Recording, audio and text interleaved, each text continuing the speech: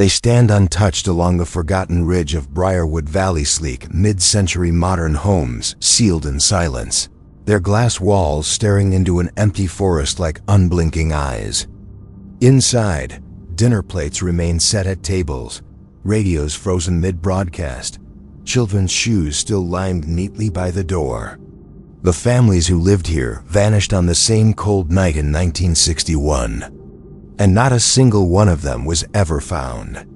Officials sealed the case, investigators grew afraid to return, and every attempt to demolish the houses ended with something unexplainable.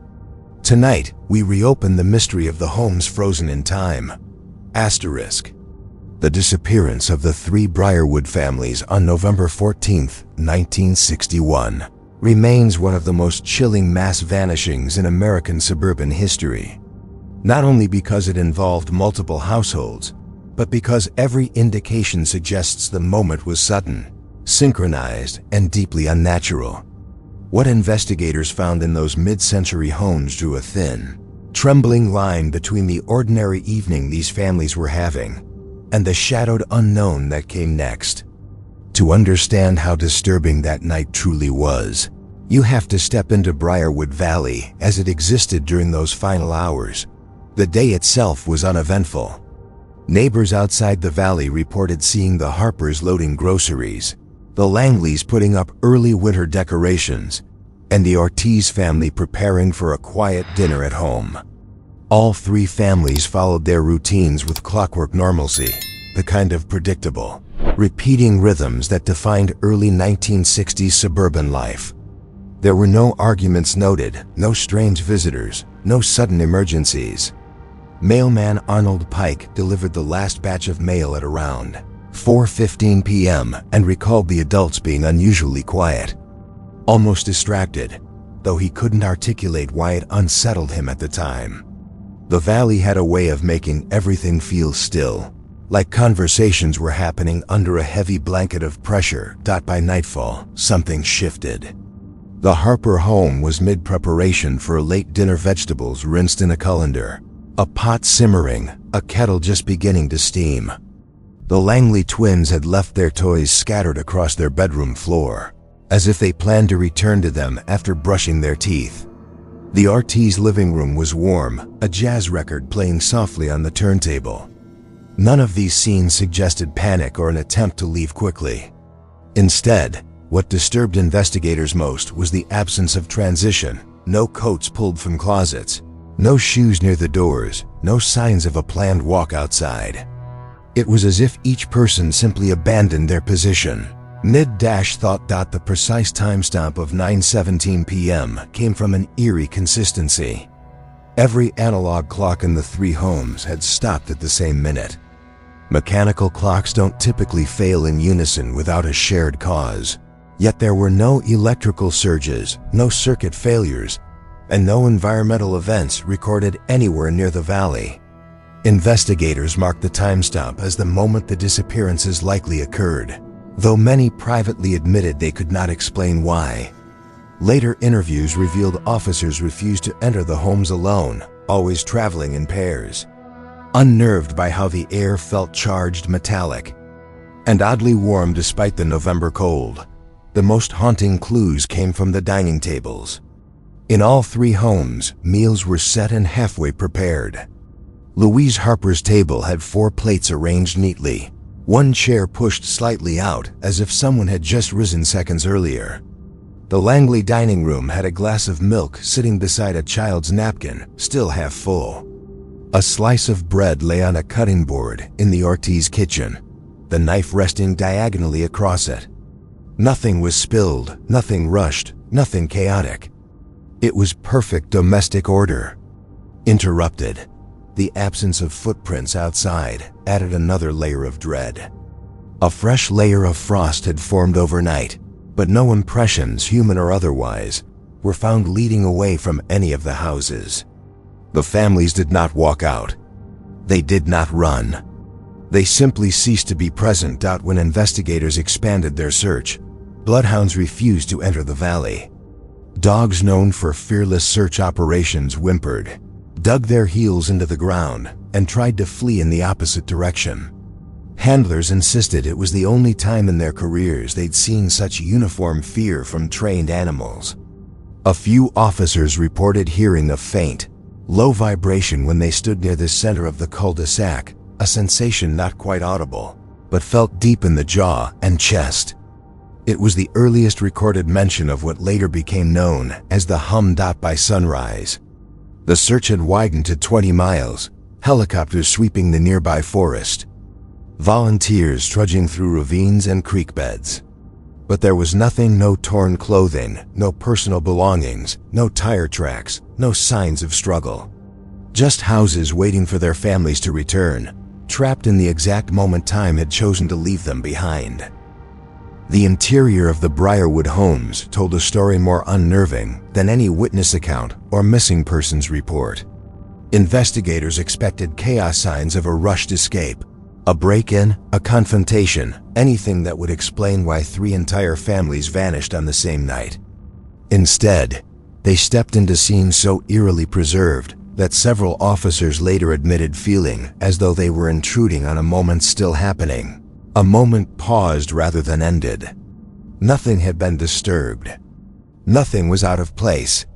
It was the stillness that terrified them most. Inside the Harper home, the kitchen radiated warmth from a pot left simmering on the stove. Steam had condensed on the metal kettle, dripping slowly into a ring on the counter as though it had only recently cooled. A plate of carrots sat half-chopped beside a cutting board. Louise Harper's apron hung neatly over the back of a chair, suggesting she had stepped away only for a minute. There were no signs of preparation for an outing, no jackets missing from hooks, no shoes removed from their place by the door. Investigators searched for signs of a sudden alarm, an urgent reason the family might have fled, but the orderly kitchen contradicted any possibility of panic. The living room revealed a similarly frozen moment. A radio broadcast had ended abruptly, caught between programs as if someone had turned the dial mid-sentence. A crossword puzzle lay open on the coffee table, only half filled. A pair of reading glasses rested neatly beside it. Nothing had been knocked over or removed. It was the quiet domesticity so perfectly intact that made officers exchange uneasy looks. One of them later said the house felt recently lived in. Despite the family being gone for days, the Langley residence was even more unsettling. The twins' room contained toys scattered on the rug, crayons left uncapped, a comic book face down near the foot of one bed. The lamp still glowed warmly, its bulb humming faintly. There was no way to explain why the lights remained on, untouched. If the children had gone to bed, they would have been turned off. If the family had stepped out, they would have been dimmed or switched off entirely.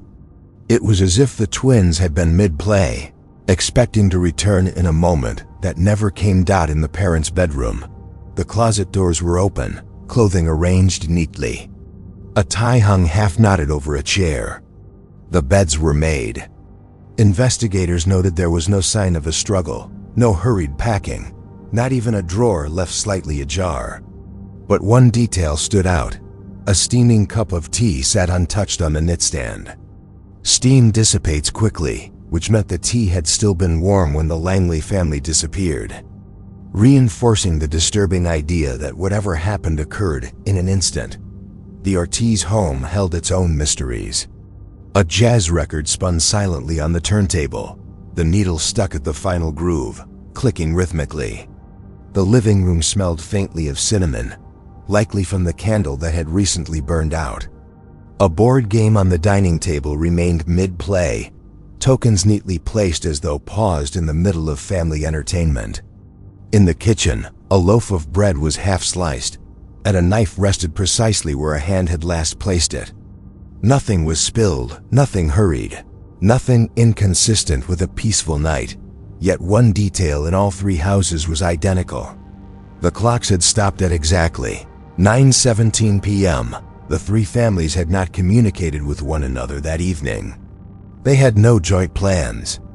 They were engaged in separate activities. But the frozen clocks implied a shared moment of interruption, whether mechanical failure, environmental interference, or something far more disturbing. Equally strange was the lack of fingerprints. Despite normal living conditions, the surfaces in all 3 homes appeared wiped, though investigators found no evidence that anyone had cleaned anything recently. It was as if time had sterilized the spaces itself, leaving them untouched by human presence. The absence of footprints outside the homes deepened the mystery. The frost layer that formed that night remained undisturbed, as if no one had stepped beyond the thresholds. Each doorway bore the same undisturbed sheet of crystalline white. Officers described the interiors as too perfect, too paused, and too aware, as though the homes were holding their breath, waiting for the families to resume the final moments they left behind. Locals had spoken about the valley's strange acoustics long before the Briarwood houses were built. But it wasn't until the disappearances that investigators began paying attention to the geological anomaly. Residents called the hum. The name sounded harmless, almost quaint, but to those who lived there, the hum wasn't just a sound. It was a presence, a low metallic vibration that settled not in the ears but in the bones, rising and falling with no logical pattern. Some days it felt like distant machinery, other days like the echo of something alive beneath the earth. And for reasons no scientist could definitively explain, the phenomenon intensified as the valley filled with people. When the families first moved in, the hum was a mild curiosity, a faint background tremor that newcomers brushed off as a quirk of the terrain. Geologists theorized that Briarwood Valley's shape curved like a bowl, lined with dense limestone created unusual reverberations. Cold air trapped low frequencies, reflecting them back instead of dispersing. At least, that was the explanation offered publicly. Privately, a few experts admitted the readings they collected made no sense. The vibrations didn't match any natural or mechanical origin. They pulsed in irregular patterns, rising sharply at night and falling silent only when storms approached. Residents described the hum with unsettling consistency. One said it felt like someone speaking from far away, too softly to understand. Another compared it to a deep engine that never switched off. Children seemed most sensitive to it. The Langley twins complained their teeth vibrated when the house was quiet. The Harper boy told his teacher the valley growled when the moon was high. The Ortiz family once left to stay with relatives for several days, claiming the noise kept them awake, only to report it grew louder when they returned, so loud that the walls felt warm. During construction, workers also experienced odd sensations. Tools buzzed strangely when left on the ground. Concrete cured at uneven speeds. And several workers claimed they heard whispers echoing through unfinished hallways, whispers that didn't match any language they recognized. One man quit abruptly after feeling a vibration against his spine that made him nauseous for hours. But in the pressure to complete the project, the developer dismissed these reports as the result of fatigue. As more families arrived, the hum seemed to intensify. Electrical devices malfunctioned without warning. Radios picked up strange static that faded when anyone tried to record it. Dogs refused to enter certain areas of the valley, growling at what seemed like empty space. Even the trees behaved oddly. Branches closest to the houses shook despite still air, as if stirred by some invisible wind. Some of the most disturbing observations came from the mailman, Arnold Pike. He later confessed that in the weeks leading up to the disappearances, he felt the vibration grow stronger every time he walked a cul-de-sac. The ground under his boots trembled faintly, and at times he heard a rhythmic pulse, almost like breathing. It was during one of these moments that he swore he saw ripples in the dust on the Langley driveway, as if disturbed by something low and slow moving beneath the surface. The families themselves tried to rationalize the phenomenon, but it clearly affected them. According to diary entries and neighbors' recollections, several of them complained of persistent headaches, vivid dreams, and moments of sudden disorientation. Louise Harper mentioned to a friend that she felt watched when she stood near the large windows at night, though she couldn't explain why. Samuel Langley wrote that the hum kept him awake, vibrating lightly through the walls as if something outside were pressing against the house. Listening, despite their growing unease, none of the families planned to leave. They'd invested everything into their new homes. They convinced themselves the strange vibrations were just part of valley life, unusual, unsettling, but harmless. They agreed it was better not to dwell on it. No one wanted to be the first to admit that the valley made them feel hunted. On the night of November 14th, residents outside Briarwood reported hearing an odd, distant resonance, a long, low tremor that faded abruptly, leaving the forest eerily silent. Some dogs barked violently. A few refused to leave their kennels. But no one connected the sound to what would be discovered days later. When investigators entered the valley after the disappearances, they noted the atmosphere felt heavy, oppressive, almost electrically charged. Several officers experienced a faint vibration in their jaw and fingertips the moment they stepped onto the cul-de-sac. Instruments used to measure ground frequency showed erratic spikes that lasted seconds and then vanished as though swallowed by the soil. Something about the valley seemed to have shifted that night, not just the people, but the land itself. The hum didn't fade after the families disappeared. If anything, it grew stronger, as though the valley was still holding onto something, or waiting for something to return. Arnold Pike had delivered mail in Briarwood Valley for nearly 15 years before the disappearances, and until the final weeks, he considered it the easiest part of his route. The valley's small cluster of mid-century homes was quiet, predictable, and well-kept. The families were polite, the children energetic, the dogs friendly. But in the 6 weeks leading up to November 14th, 1961, Pike's experience began shifting in ways he struggled to articulate, subtle changes that didn't quite register as danger at first, only as a growing sense of wrongness that seemed to thicken each time he stepped onto the cul-de-sac.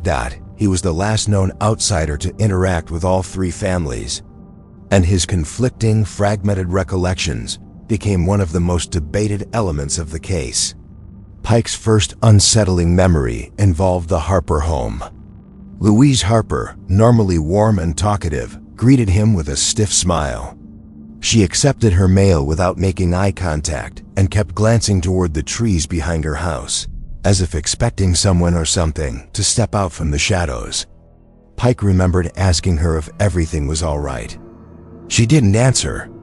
She only said, "We hear things at night," in a tone that sounded like a confession she wasn't supposed to share. As soon as the words left her mouth, she closed the door quickly, almost guiltily. A few days later, Pike arrived to find the Langley twins sitting silently on their front steps, which he found odd because the children were usually loud enough to fill the valley with laughter. That day, neither smiled nor spoke. They stared past him, faces blank, eyes fixed on something over his shoulder. When he turned to look, there was nothing there, just the stillness of the valley, the dense line of trees, and the faint vibration underfoot that Pike later admitted he had begun to feel more often. He tried to joke with the children, but they reacted as though they couldn't hear him. Mrs. Langley eventually appeared in the doorway, her voice shaky as she called them inside. She apologized to Pike but offered no explanation. He noticed her hand trembled as she pushed back her hair. She looked like someone who hadn't slept in days. The Ortiz family was the last stop of his route, and their behavior changed most dramatically. Manuel Ortiz, always cheerful and quick to chat, had grown quiet, pacing the front porch with unusual restlessness. He asked Pike if he had heard anything strange recently, any odd signals on the radio, any vibrations in the ground. Pike laughed it off, but Manuel didn't smile. Instead, he leaned in and whispered, "Something's out there at night. It moves differently than animals do." When Pike asked what he meant, Manuel only shook his head and said, "Just pay attention when you're walking. It's like the valley breathes." Pike later admitted that around this time, he began feeling watched while delivering the mail. Sometimes he'd catch movement from the corner of his eye shapes, shifting behind the tall glass windows or flickers of shadow along the tree line. But when he turned, nothing was there. On one particular afternoon, just a week before the disappearance, he heard the unmistakable sound of footsteps following him along the gravel road. They were soft, too soft to be human footsteps on gravel. When he spun around, the road was empty. Yet the moment he turned back, he felt a rush of cold air sweep past him, like something had moved quickly behind him. On November 14th, Pike delivered mail to the valley one last time. He recalled the silence being so thick it felt like pressure against his eardrums. The Harpers opened the door only a crack. The Langleys did not open their door at all. He heard faint shuffling inside but no voice. The RT's home seemed empty, though he could swear he heard a low humming sound drifting through one of the vents. That night, Pike woke from a deep sleep with a sharp ringing in his ears and an intense urge to check the valley. He didn't go, but he remembered seeing his bedside clock flicker repeatedly between 9:17 and 9:18, freezing briefly before resuming its ticking dot when investigators questioned him days later. Pike struggled to piece together what he'd witnessed. His stories shifted, sometimes emphasizing the fear in the family's eyes, other times insisting he had imagined their strange behavior. Officers grew frustrated with his inconsistencies, assuming he was withholding information. But the more they pressed him, the more agitated he became. At one point he refused to continue, saying, "The valley doesn't like when people talk about it." Pike never returned to Briarwood. He avoided that section of his route entirely until the day he retired. Even decades later, he told anyone who asked that something in the valley had been watching the families long before the night they vanished and that it had noticed him too. The demolition attempts of the 1980s were meant to close the Briarwood chapter once and for all, erase the stain of the disappearance, and free the land for redevelopment. But what unfolded during those attempts became so disturbing that the project was abandoned permanently, and the valley's reputation shifted from a forgotten tragedy to something closer to a silent warning. By then, 20 years had passed since the three families vanished. Officials believed enough time had gone by to treat the site like any other aging, unused property. What they failed to understand was that the valley had not changed at all. If anything, it seemed to have been waiting. On the first morning of demolition, workers arrived with trucks, bulldozers, and jackhammers. The air was crisp, the forest calm. Nothing in the surroundings suggested danger. But several workers later said that the moment they drove past the old Briarwood sign, the atmosphere shifted. Their radios began to crackle with static, tools vibrated faintly in their hands, and a low hum barely audible hovered beneath the noise of engines. Most dismissed it immediately. Old properties often had strange acoustics, yet the unease continued to build as they approached the houses. The plan was simple: begin with the Harper home, tear down the structures one by one, and level the valley floor by the end of the week. However, within minutes of starting, machines malfunctioned. A bulldozer stalled without warning, its engine dying despite a full tank and perfect maintenance records. Another machine shut off mid-movement, its controls locked in place. Electric tools sparked even when switched off. Workers tried replacing batteries, inspecting wiring, even swapping out entire machines, but the failures followed them from house to house. Foreman William Trent later told investigators that one of the crew members refused to continue after experiencing what he described as a sudden pressure in the skull, like a migraine appearing all at once. He claimed the air near the Harper house felt charged and thick, as though stepping into a space that resisted movement. Others reported nausea, dizziness, and a tingling sensation in their fingertips. Several men described hearing a deep vibration, not a sound, but a physical tremor running through the ground and into their boots. Despite the growing discomfort, Trent insisted they press on. They needed progress. They needed something to show the county officials who were already questioning the costs of the operation. So he directed the driver of the largest bulldozer to push forward with the first strike against the Harper home's front wall. As the machine lurched forward, a massive shriek of twisting metal filled the valley, not from the bulldozer, but from somewhere deeper, somewhere beneath the earth. Birds erupted from the treetops, scattering wildly. The bulldozer halted instantly, engine choking out before the blade could make contact with the house. The operator jumped from the cab, pale and shaking. He swore he had seen someone standing inside the house through the window, a figure tall enough to be an adult, motionless watching him. But when the crew rushed to investigate, the house was empty, completely undisturbed, and covered in a thin layer of dust that had not been touched in decades. No footprints, no open door, nothing at all to suggest any living person had been inside. That incident rattled the crew, but it wasn't the most unsettling part of the week. On the second day, several workers saw something in their peripheral. Vision shadows moving behind the Langley home, flickers of shapes in the glass reflections, small flashes of white that vanished when looked at directly. A few men said they heard children laughing faintly from the direction of the woods. One man quit on the spot after insisting he heard the sound of a door opening behind him. Though no doors had been touched in years. By the third day, the crew refused to continue without hazard pay and additional safety inspections. But the county officials, now spooked by the reports, hesitated. They sent in environmental specialists instead.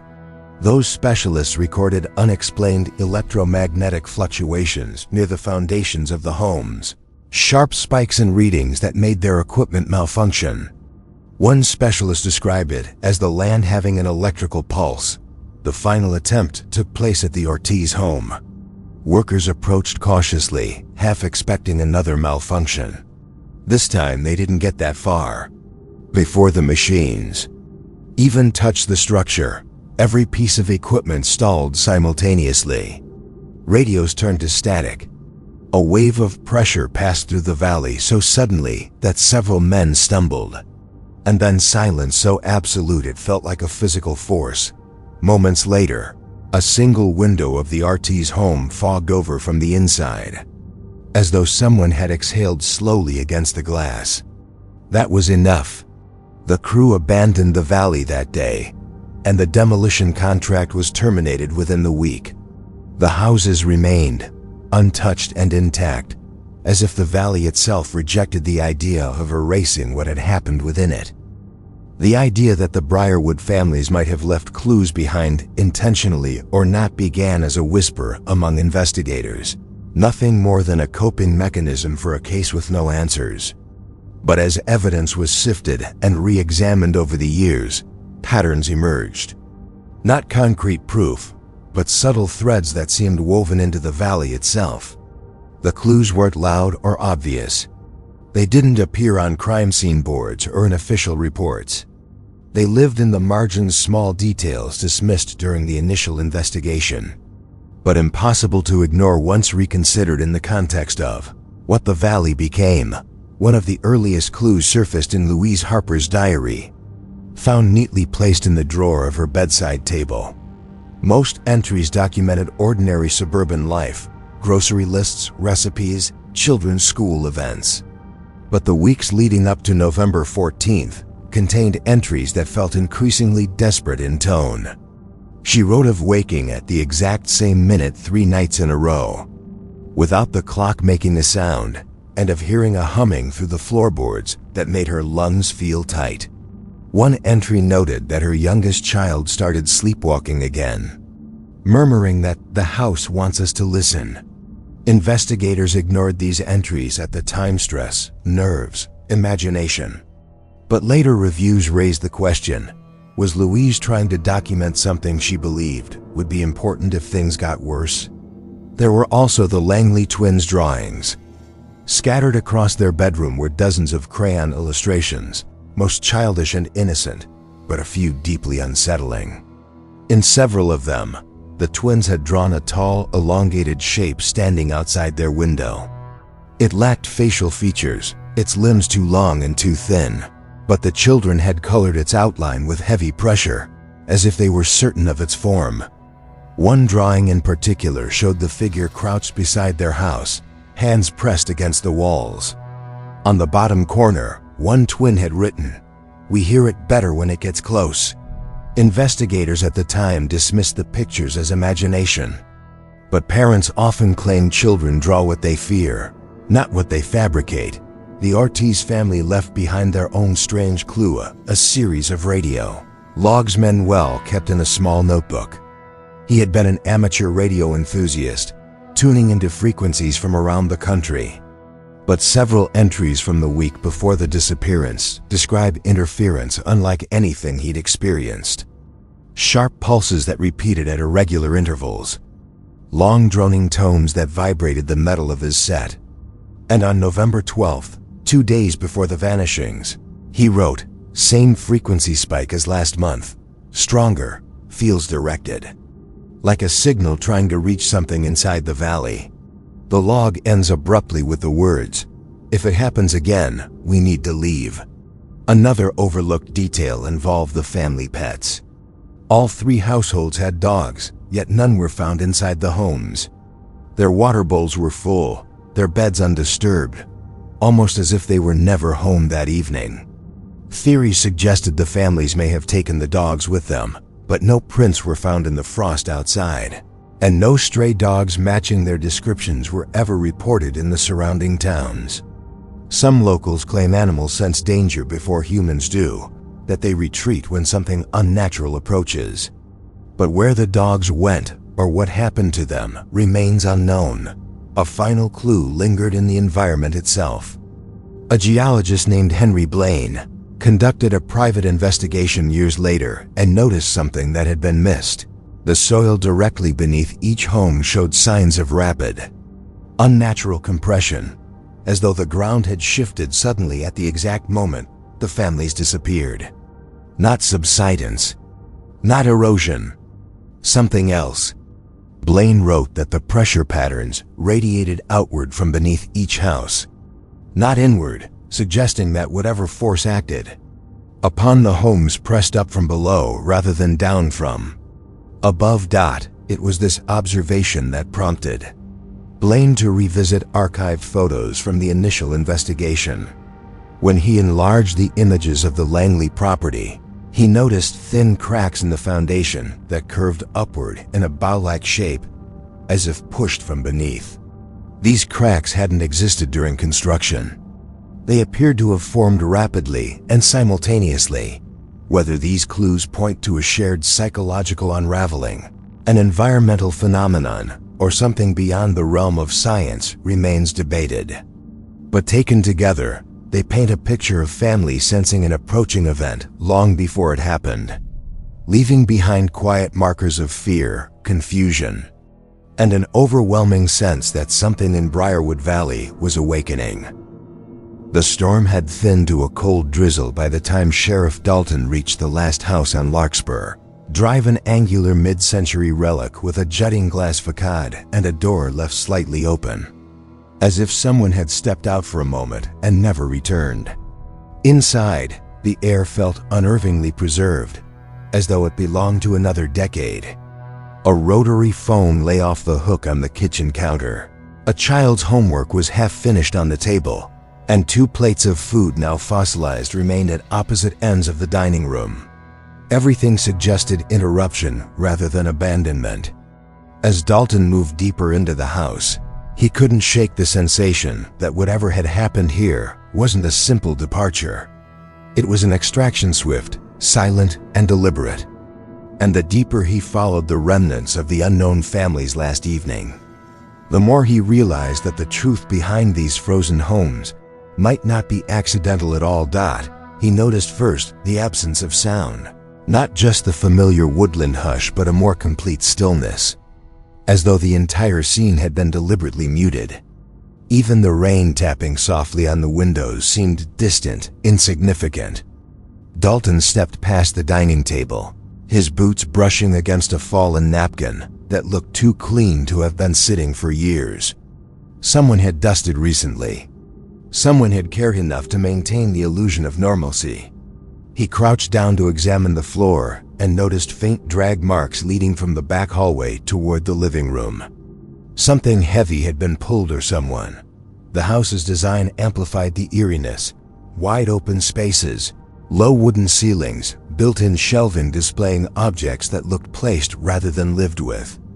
A ceramic bowl. A pair of reading glasses. A book left open on a page describing a fictional town where residents vanished without warning.